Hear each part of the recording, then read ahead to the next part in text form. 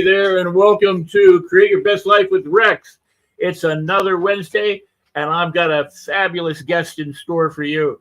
He's somebody I've known for, maybe 50 years or more, and he's one of the good guys. But it's not only one of the good guys, he's a talented good guy. His name is Douglas Day Stewart, and he is best known for his original screenplay of An Officer and a Gentleman, which is based on his own experiences as a naval officer candidate undergoing rigorous training while dating a local factory girl. Now, the film earned Doug an Academy Award and a Writers Guild nomination for Best Original Screenplay. And what you may not know, and you should, is that Officer is one of the top 10 highest grossing love stories in cinema history. Doug's other writing credits include the Emmy-nominated The Boy in the Plastic Bubble, which starred John Travolta and launched his career, The Scarlet Letter starring Demi Moore, a thriller, Thief of Hearts, and the controversial 1989 film Listen to Me. He also directed those last two features. Now, his Officer and a Gentleman, Doug converted to a musical and is currently in its second tour of the UK, and a version was performed in Japan by the famous, and I'm not going to say this right, Takarazuka, all-female troupe. Now, other versions have been performed in Australia and across the USA. And on June 25th, that's June 25th of this year, Doug's first novel will be in bookstores. It's An Officer and a Gentleman's Daughter. And it's a father and daughter love story that takes place 35 years after the first story. Now, he's also hard at work on his second novel, a love story that takes place during the Tiananmen Square protests. I've known Doug a long time, and you may be familiar with his work through film or otherwise, but it's time for you to meet my friend, Douglas Day Stewart. And here he is. Almost, here he is. And here he is. Hi, Rex. Hi, Doug. How are you?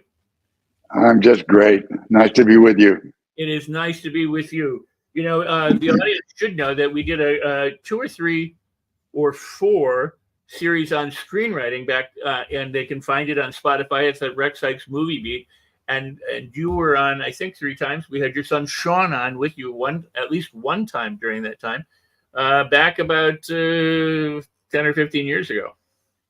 Yep, I remember. Indeed. Well, I gotta say, I am thrilled to be with you. I think we met in acting class back with Lillian Chauvin in 1980, 81, somewhere in there, I think.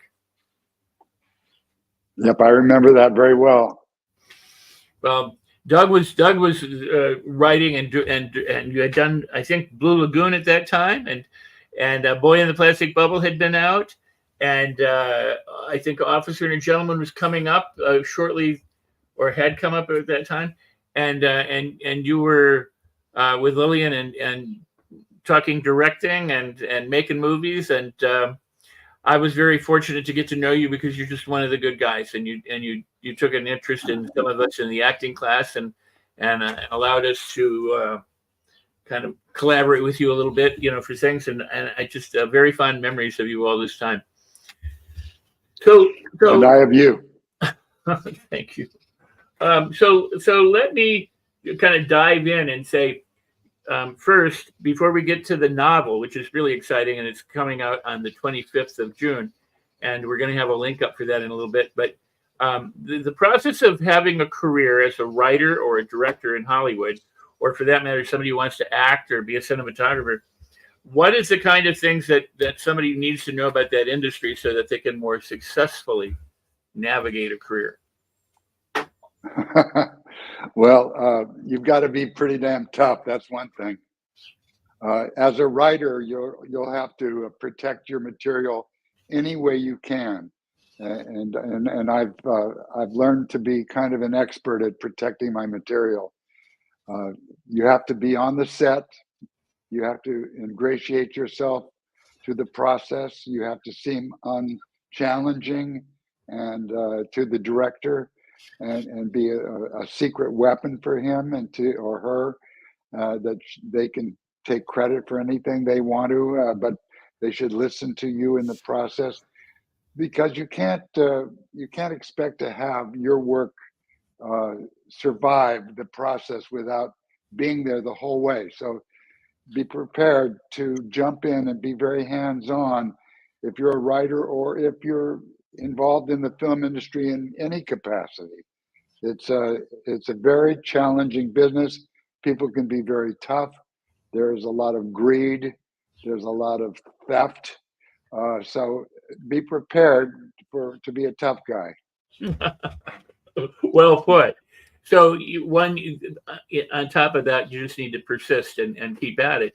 Do you recommend, like I know people who, for example, they've written a screenplay and then they want to shop it, they want to make it, and they get a lot of rejection and people say no, and then they may often, if they're interested at all, they may say, do you have something else? And some people say no, and others say, well, yeah. Do you have some advice for that writer who's trying to make an inroad that way? Well, I don't think you can give up ever on your work. It took me forever to sell some of these projects and to convince people to make them into film. In retrospect, people think An Officers and Gentlemen, giant hit, must have been a studio plan from the beginning to be this big hit. Truth was, nobody wanted it. Nobody wanted to take on the challenge of doing a military story. The military was a forbidden subject after Vietnam, and it took a synchronicity of events to get this movie made. I can tell you that it was touch and go. I was shooting The Blue Lagoon in Fiji, and my manager, an agent from William Morris, Marty Kahn, and I were talking on a little crank phone that they had. It was the only form of communication we had on Nanaimo Island. And he said to me, I don't know how to get this made unless we just sell it away from Don Simpson to force him to make the movie. And so we sold this to Lorimar. And then Don suddenly realized what he was going to lose out on. And then he came aboard. It was, it's just the most difficult thing in the world to get a movie made. And you can't count on anything until it's happened. You cannot cash that check until it's arrived. That is stellar advice. That's for sure. It is an interesting thing because it's not just that people face rejection. My wife used to say, how come you're not excited by something that's happening? And I go, well, when it happens, I'll be fully excited. But in the meantime, I just want to wait and see, and she just didn't get it. And I couldn't explain it as well as you just did. So, but I mean, it is true. It's a difficult business to navigate and negotiate, and it has lots and lots of moving parts. How do you keep your head on straight? Well, it helps to have a good life, and I have a really great life. I'm married for now 20. Well, I've been with my wife for 22 years. We've been married for 15 of those years, and it's just a solid, rock solid home life. We're very, very centered. We don't allow any kind of craziness to enter into our thinking.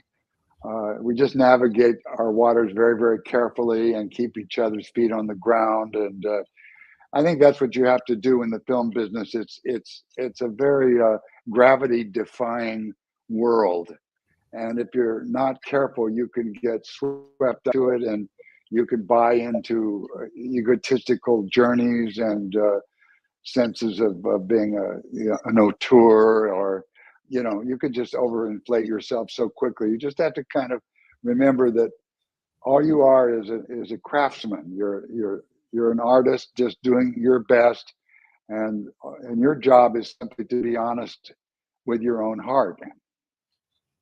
Wow, I love that. And that's true whether you're in front of the camera or behind the camera. I mean, people think, I oftentimes say, celebrities are only celebrities because they can put, seats in theater seats or butts in theater seats. and so they're paid big bucks and they get all this attention, but really they're just soap salespeople who happen to be, also good at pretending, and but I mean, when it all boils down to it, I mean, as an actor, I mean, your celebrity, people get paid money because of what they can fulfill, not so much because of their talent. I mean, right? I mean, the business side of it. Well, I think you can't separate talent from that equation. Right. There is something unique to talent. It usually means to me a true voice. You're not trying to pretend that you know something that you don't know. You only go into waters that you know you how to swim in, and so that's kind of critical in your approach, not to get crazy. Well, and that's sage advice. So we're here because you have a novel coming out based on Officer and Gentleman, and that's going to be the 25th of June, and we'll put up a link in a little bit, but they can go to Amazon and pre-order. But you also took Officer and Gentleman, which was a hit movie, as we said, one of the top 10 all-time grossing love stories, and converted it from a drama romance movie to a musical. And I remember when you told me that you were going to be making it into a musical, and I was like, wow. I mean, I couldn't even almost wrap my head around that. So what is it like for you as the writer, the progenitor, the person whose this story is based on, to take take your dramatic work and make it a musical? It was a real thrill, Rex. Just the musical theater is such a wonderful place for an uplifting love story like An Officer and a Gentleman. You just can't believe how well it plays on stage. All of those feelings that you feel when you're watching the movie are exaggerated when you watch them do the same thing on stage, because of that personal connection you get to the actor. It's really kind of exciting. I've been able to relive the joy of that success of that movie for 20 years now, watching it performed in all over the world, and the chances are it's going to be in playing in some part of the world forever, and part of the joy that I got was that there were the old fans that came out, and many of them came out in uniform, but there were to see the musical. But there were the young fans who had no idea whatsoever about the movie, and just embraced the Cinderella theme as if they discovered it themselves. And that was an awakening for me in the process of doing the musical. I mean, it was so exciting to be on working with these actors and all these different places. What a thrill! And you do get more respect in the theater world as a writer than you do in the movie business. Wow. Well, in taking a drama and then adding music to it, and knowing where to add the music to it, and that kind of, you work with how do you make that conversion process? Do you just go, okay, I think a song is here, and you write the song, or somebody writes the song, or you work with the musical director? How does that process unfold? Because that sounds very complex. Well, each one of the productions has been different in its origins. Wow. When the very first performance was by this all-female troupe, the Takarazuka troupe.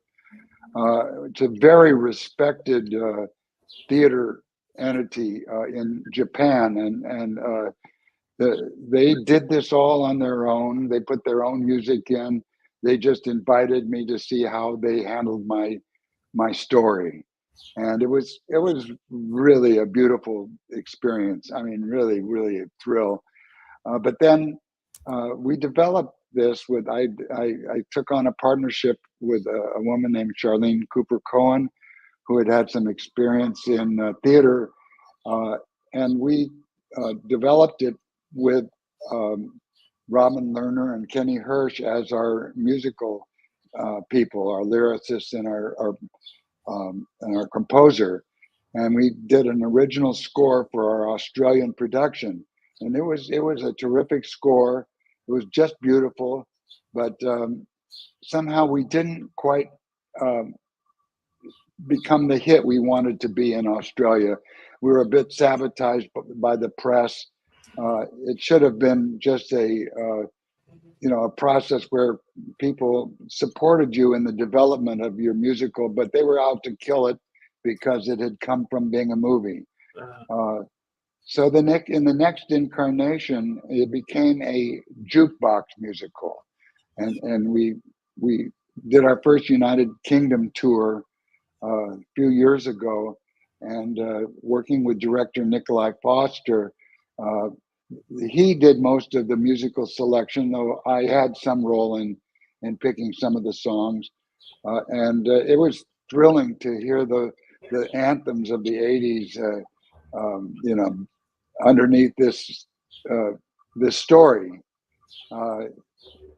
Then it came to the United States, and the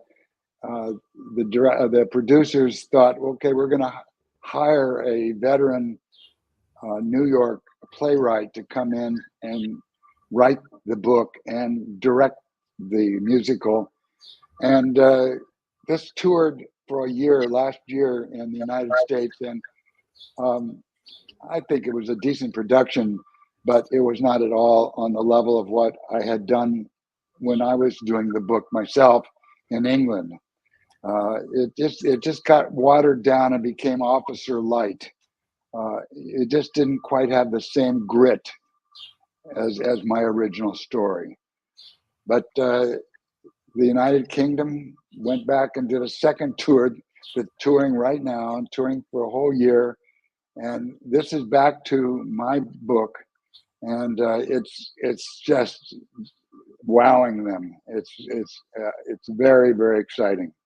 Well, I'm very happy for you, and I'm pleased. It must be kind of amazing to see your work based on your life translated into so many different incarnations, from drama screenplay to different forms of musical, whether it was your cup of tea or not. Just to have that experience of having your work be varied in that way and alive in that way. No, it is. It's been a thrill, and I've often wondered why this one story of all the stories that I wrote should be so dominant in my life going forward. But I think it's really because this was such a personal story that it just resonated so deeply with me in terms of my life and everything, my philosophy, and then seeing the way it influenced people's lives over the decades. I couldn't believe the way people would come out of the woodwork to say, "Oh, I got married by picking my wife up and carrying her out. I took her to see the movie, and then I lifted her up in my arms and carried her out of the theater and asked her to marry me." And I had dinner with people who would say, "Oh, we dressed up as officer and to get married in this."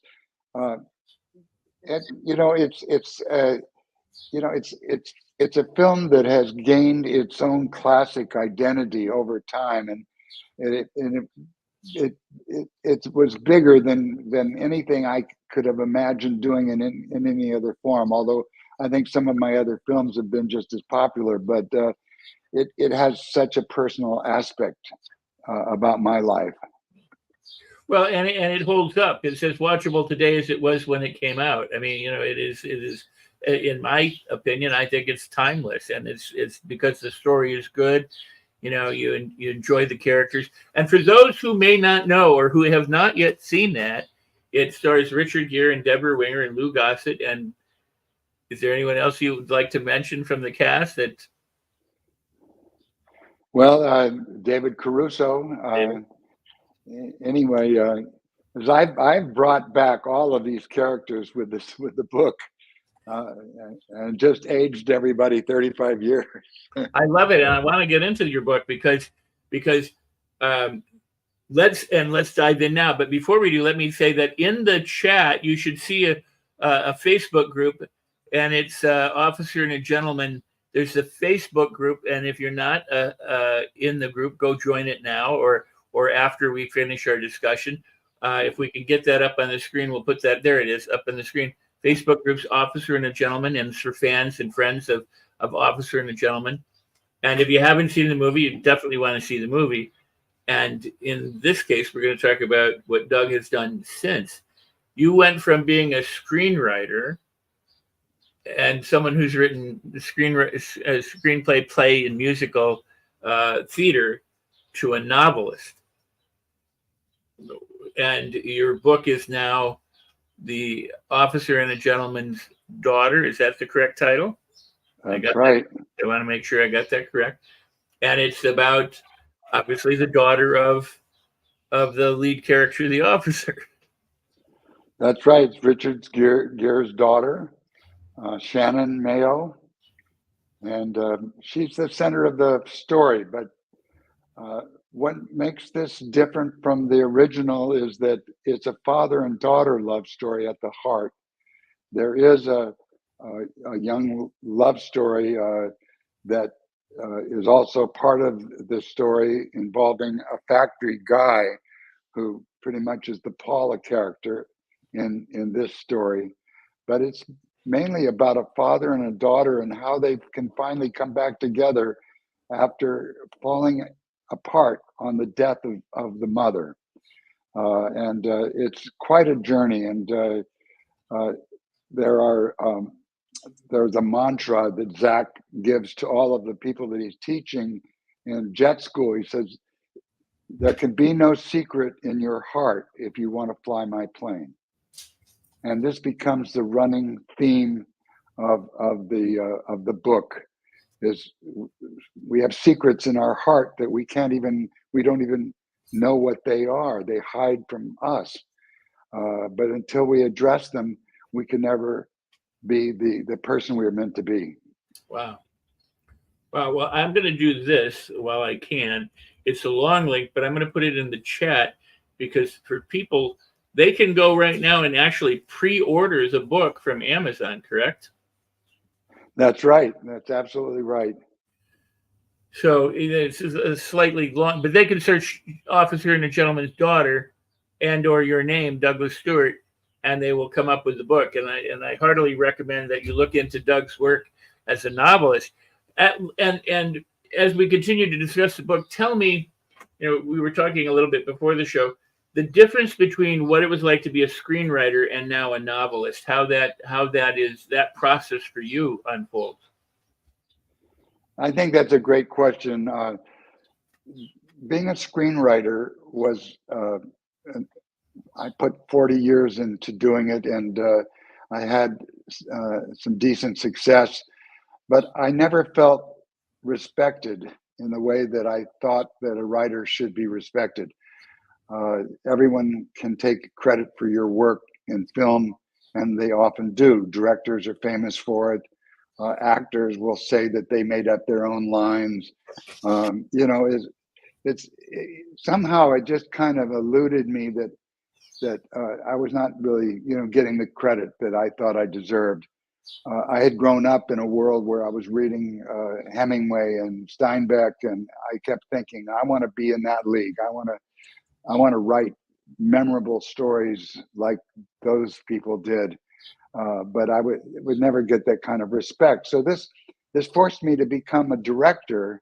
I used my cachet from, I had 3 big hits in a row with The Boy in the Plastic Bubble, Blue Lagoon, and then An Officer and a Gentleman. I was able to use that as cachet to direct my next film, which was Thief of Hearts. But I found that, I think I was a decent director, but I don't think I was a great director.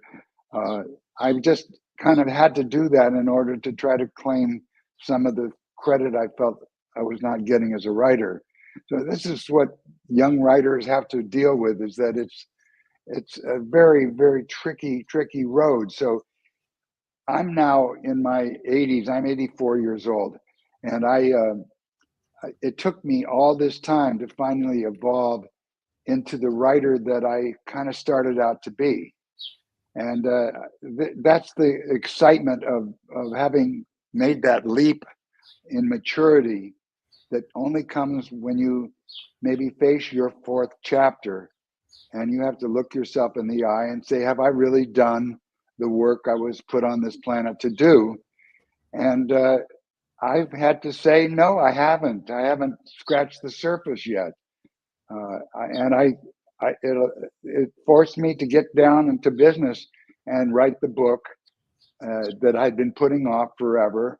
And I realized one of the reasons I had put it off forever was that it was too daunting to go into something that I was being told was a classic, and then I'm supposed to come in with a sequel. How do you do that, you know?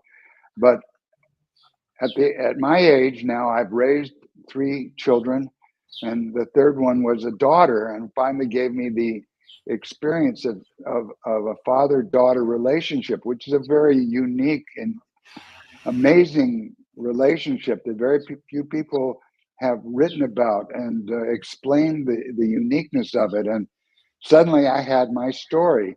I was facing my final chapter, and so was Richard Gere. And and so you see that this is just how much I really appreciate being having the freedom of being a novelist. It just I get up in the morning with more excitement than I've ever felt in my life writing. I feel like I've regained my youth through the process of kind of claiming my identity as a writer. Wow, I'm very happy for you. Really, I mean, that is so cool to hear that and to say I'm doing what I want to be doing now. I'm 84 and I'm in my stride. I'm in my element and I love doing it. That's very cool. That's very cool for a couple of reasons. One is because I think it's never too late for anyone, and that should be a message we all say, especially as we all get a little bit older. But it's never too late to go after your dream and make it happen, and find success with it. I want to kind of segue back a bit, and back in those days, in those 80 days between Officer and a Gentleman and Thief of Hearts, you and I and a couple other actors would get together at your studio in the hills. You would script things and then we would act them out. Do you recall those days at all? I do, yeah. And the reason I say that is because what I appreciated about you at that time, also giving us as actors an opportunity to work with a director and a writer like yourself, but was the idea that you were writing and then like watching to see if it was authentic, if it resonated, if it was like real, or if it needed improvement or tweaking. There's a resilience there or a flexibility there that you had, or an honesty there that you had to try and get, to the dialogue and the scene work and everything else, whether we were successful at conveying that or not. You know what I mean? I mean, in other words, it was your process, independent of whether we did a good job or a poor job. But that's the kind of guy I think you are. You're inquisitive. You search the truth. You try and do better. You're interested in making it good. That kind of thing.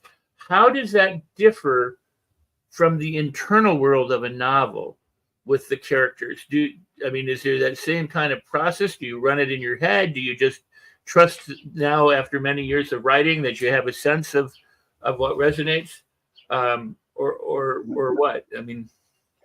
I've learned, Rex, from the start that you're only as good as how often you're willing to go back and rewrite your own material. A lot of writers feel very sacred about their work.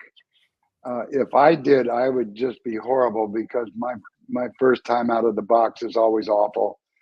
And the process of being a good writer is to understand the role of point of view and not just shine a light on top of everything, but take on the point of view of a certain character in this shaping of that narrative. And it takes me draft after draft after draft before I ever get even close. And the same was true with the book. It just was impossible to kind of figure out what was the heart of my story. It was so easy to say, gee, Richard Gere, he's facing retirement. We'll follow up on the success of the first film. But now it's been 40 years, the real heart of this story is the girl. And this is a modern young woman. And to try to finally understand her centrality to my story just took drafts and drafts and drafts. And, I was rewriting it right up until when it went to the press. I never stopped looking for ways of making my work better. It's the only way that you can have any hope of leaving a lasting message. Well, that's powerful, because that was what I was trying to convey when I was describing the process that we went through. You said it best, but the idea that you were willing to go back and rewrite and to explore, where I have experienced writers or authors who go, if it comes out of my fingertips on the typewriter the first time, it's gold. And they just aren't willing to change. So that to me is an awesome, it's a humility and a way of looking at oneself with the idea that I can be better, or this can be better, and the willingness to do that, because not everybody's willing to do that, and they're not willing to risk themselves enough to be better. I remember one story that proves your point. When I was directing Thief of Hearts, I was working with David Caruso, who I had met in his role in Officer and a Gentleman as the guy that bilges out on the Dilbert Dunker. And now he's my sort of evil thief in Thief of Hearts, and the heart of the suspense elements. And he's a very, very talented man who would come with his own version of his speeches. And of course, being an actor, those speeches would be twice as long as the one I had written. But there was genius in his work. And he understood his character in ways that I could not ever get that close to. And so I would say, okay, we'll rewrite it, but you have to agree that it'll come back in the same size as what I did. We have to be able to cut it back from, and so I would get a 5-page scene, and I'd mark it down to a 2-page scene, and we'd go back onto the set. So, you have to be prepared in the film business more than any, I think, to listen to others. It's just so critical, and you've got to put your ego aside as a writer and just be humble and listen to your actors and listen to your director and learn. Wow. You mind if I share something a little bit about that we were talking about earlier? I don't know how fresh your memory is on all that, but back at that time, you had introduced me to the director Taylor Hackford and Richard Gere and Deborah Winger, and said, I want Rex for this part. And Taylor and I kind of seemingly knew each other from somewhere. And he looked at me, and I was wafer thin and didn't look at all like a military person, but you exuded faith and confidence in me and talked very highly about me to the director. And he looked at me finally and said, we leave for filming, we start shooting on Friday or Saturday or whatever it is, and if you got the part, you'll be going with us on Friday. Well, on Friday, I was still in LA, and I knew I didn't get the part. Yes, I was disappointed. But we had also then worked on Thief of Hearts, and when Thief of Hearts came out, who had the part, that we had worked on, was David Caruso. And the thing that was a huge lesson for me was that I love David Caruso. I've always said he's got my career, but jokingly. But no, what I did was as a younger actor, I would look at things and go, well, I could have done that better. I would do this. But when I watched David do both parts. I was like, wow, that's impressive. And it taught me to not be so full of myself as an actor and to understand that everybody gets what they get and it's always right, you know. So he filled those roles in ways that I could never have done it, and I wouldn't even pretend to say that. And so he is those roles, and for me, but what I'm trying to say is it was a great lesson, and it was a great opportunity to be able to do that. And to this day, I'm ever grateful for getting to work with you back then. If we can, I'd like to get the cover of the book up so that people can see the book that we're talking about. And I do want to say as well that I love this. My entire life changed when my daughter was born, almost 26 years ago. I have a son too now, and in both cases it changed. But boy, life turned. It's Douglas Day Stewart is a bold and fearless writer. Richard Gere, An Officer and Gentleman's Daughter by Douglas Day Stewart is available at Amazon to pre-order. And I think you want to do yourself a favor and go and pre-order it. The chat there's a link. You may not, you can copy it or redo it on on replaying this. By the way, share this out.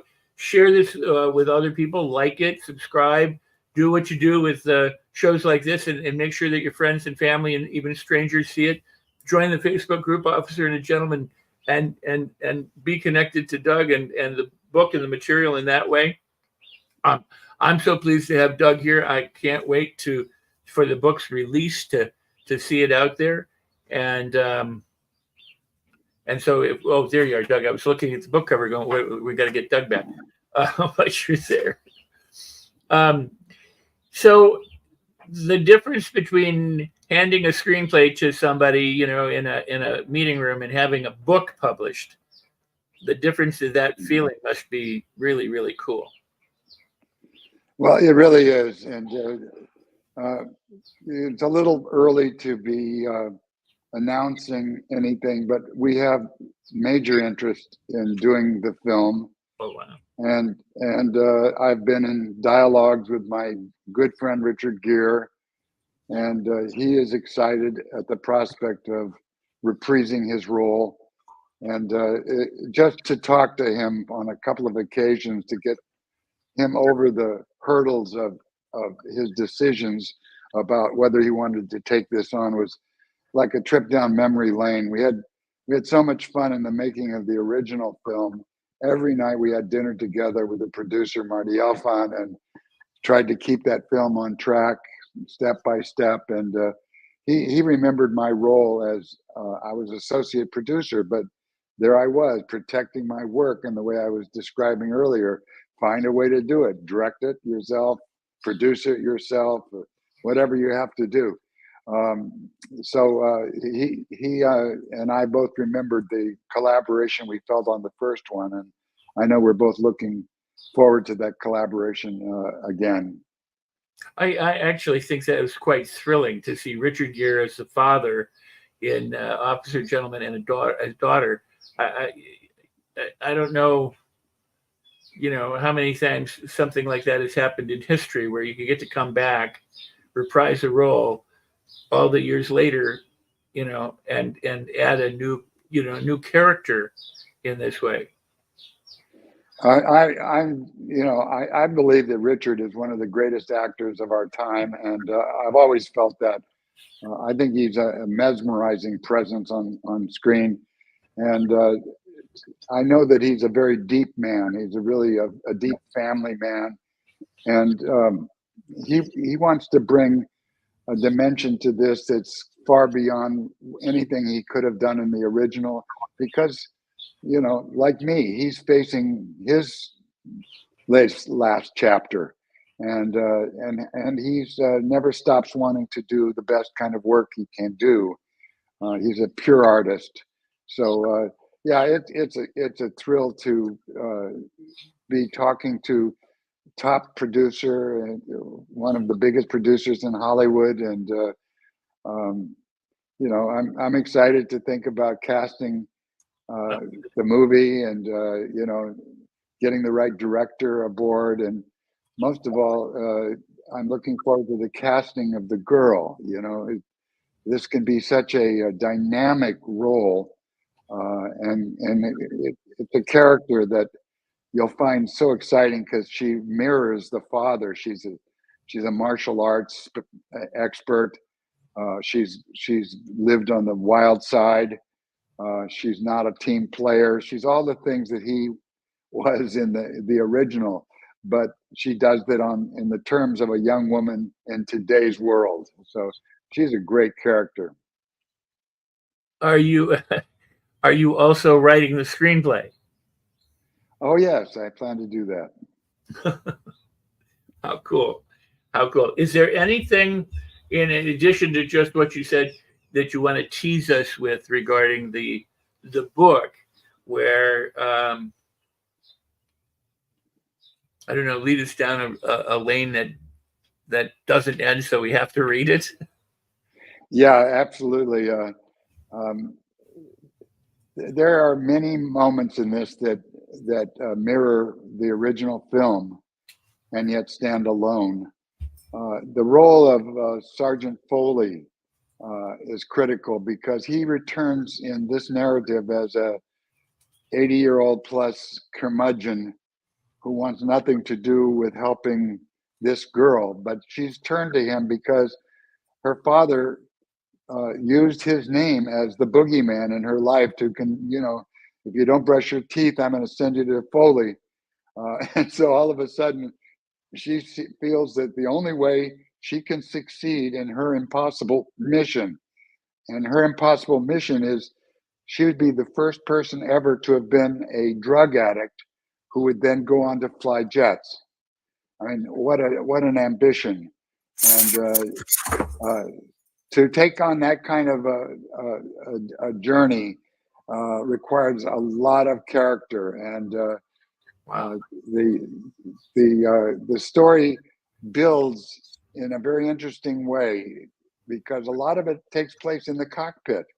A lot of it is taking place in an action format, so that characters are forced to face each other in really dynamic terms. Uh, so what you're getting is the experience of flight, not like Top Gun Maverick, but an officer and a gentleman in the cockpit.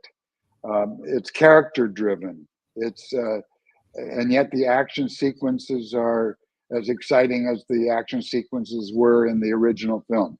Wow.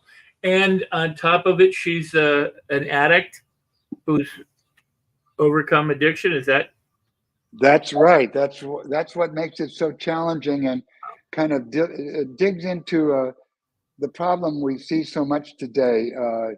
With she's as a 16-year-old, 15-year-old, she uh, loses her mother, and then by the time she's 21, all the efforts to kind of hide her guilt for the mother's death finally add up, and she gets a tennis injury in college and is given a bottle of Oxycontin. And it changes her life, and she goes down this rabbit hole. And because the Navy's laws say you cannot, have had a drug past and fly a jet, she hides this.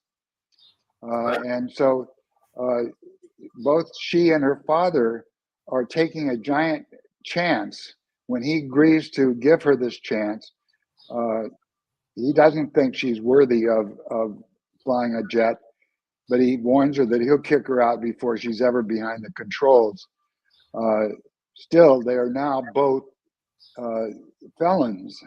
They're both, potential felons. He can lose his. He's been a war hero all his life, a Top Gun type of jet pilot hero, and he's going to lose all of that and his pension and everything else if this all blows up in his face in his effort to redeem the love of his daughter. Wow. You can see that there's some good drama here going on. Well, yeah, but I'm very touched by it because the opioid crisis has been one that has touched almost every probably family in the United States in some way or another, by the friend or relative or something. But also that, you know, the father is depth of his love is to cover for his child so that she can get straight or be straight, and is willing to put his own whole reputation, career, and freedom, I guess, you know, on the line because someone he loves. I mean, I that is very touching and very uh, deep. I mean, I don't want to, you know, I just am very touched by that. I think it's amazing. I think people are going to really come to this with a fresh eye, and then they'll want to go and see the original, you know. And then for all of the wonderful people that from my generation that embraced the original, they're going to have another thrill ride. So. Well, that's cool. I mean, yeah. I mean, right now, people could probably go and find the movie if they haven't seen it, see the movie, and then get the book and find out what happens, you know, from the movie to the book. So, again, it's in the chat, and we can put it up. You can get it at Amazon. It's a pre-order. I encourage you to do that today if you can while you're watching.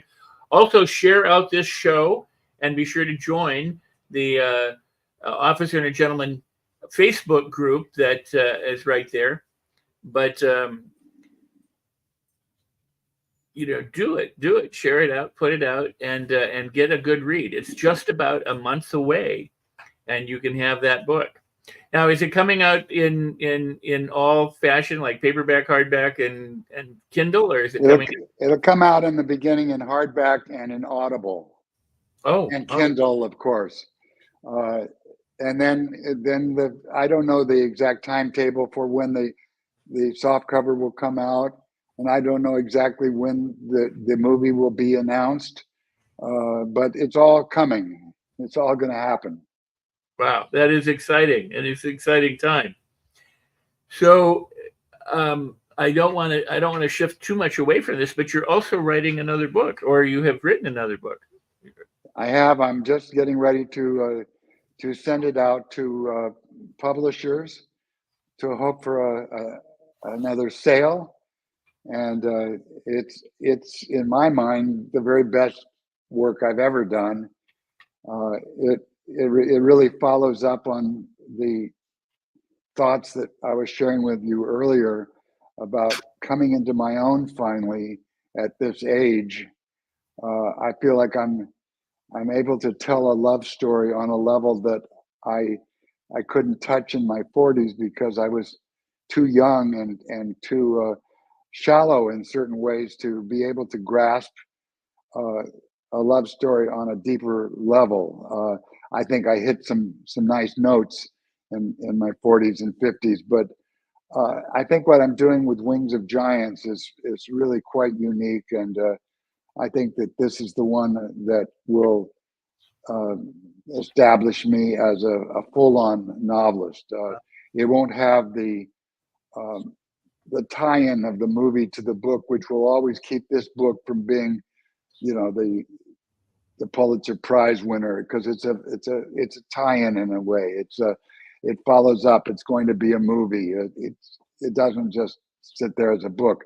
But Wings of Giants will just be a incredible, deep love story read, and I can't wait for it to hit the market. Is there a difference in representation from having been represented as a screenwriter to being represented as a novelist? Is there a difference? I mean, because you talk about the difference in how people respond to an author versus a screenwriter, and in show business, is the same hold true with literary agents? Yeah, it's gotten to be very exciting to enter this new arena. I have my old agent, Martin Kahn, who was the one who successfully got An Officer and a Gentleman made, as I told you, talking to me over a crank phone on the island when we were shooting Blue Lagoon. He remains this powerful influence in my life now as my manager. And it's with his help that I was able to find a top book agent in New York, Matt Bialer. And he's my expert in terms of novels, and he's quite an addition to the team. But then we also have a Hollywood agent who is representing our efforts to make the movie of the book, and that's Rich Green, and so I'm well represented. Wow. Wow. So again, the difference between the structure of a screenplay and the structure of telling a story in a novel is I would imagine night and day, because of the structure of each and what you can do in one or not do in or do in the other that you don't do in I mean, they're different beasts. How would you describe the difference for yourself or the freedom for yourself to have, say, you can still go back and write a screenplay, but you have left that screenplay behind and then be able to go deep with the characters and their innermost feelings in a novel or thoughts that you don't typically see in a screenplay? Well, this is a very good question. I was just recently asked by these producers I'm involved with to give them a vision statement of how I would take the book and make it into a movie. And it forced me to go back and put on my screenwriter's hat and think, oh yeah, I'd have to adapt this. This is not the easiest job in the world. It's not the same beast, as you said. But in thinking about it really carefully, I realized that it's all there in the book. It's just that you have to rely on those intense moments of drama to communicate so much that you're able to write about at length in a novel and go into backstories and flashbacks and live as much in the past as you live in the present. Well, in a movie, you're living in the present with very little flashbacks as possible, and that it's a whole different way of going at it. But one thing that I took heart from was when I was talking to Richard Gere recently about this. He said, you'll have to take away a lot of that backstory. And I said, oh, I know that. And he said, but every one of those stories will inform the actor about their character in a way that that you'll never get from just having the screenplay. That's quite fascinating. I mean, quite powerful. And quite accurate. Doug, we're at that point where we're almost going to have to say goodbye.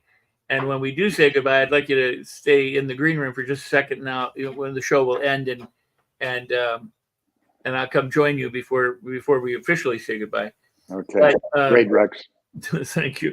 But again, I do want to remind you really are a great interviewer. Oh, well, thank you kindly. It's it's great to have good guests. That makes that happen. What I wanted to ask, or what I wanted to say, is in closing, again, people can go and order the book from Amazon today, and the link is in the chat room. They could, and there it is. And we could put the book cover back up just one more time, maybe. And by the way, I want to thank this Danny Walsh. Danny Walsh is actually on vacation, and in the middle of his vacation is doing the tech work by his phone that we would be doing together. He'd be co-hosting. He'd be asking Doug questions and having part of the conversation. But he's dedicated to be in the background today and doing this stuff for us. And I just got to thank you, Danny. I appreciate you. I love you. And Doug, I love you too.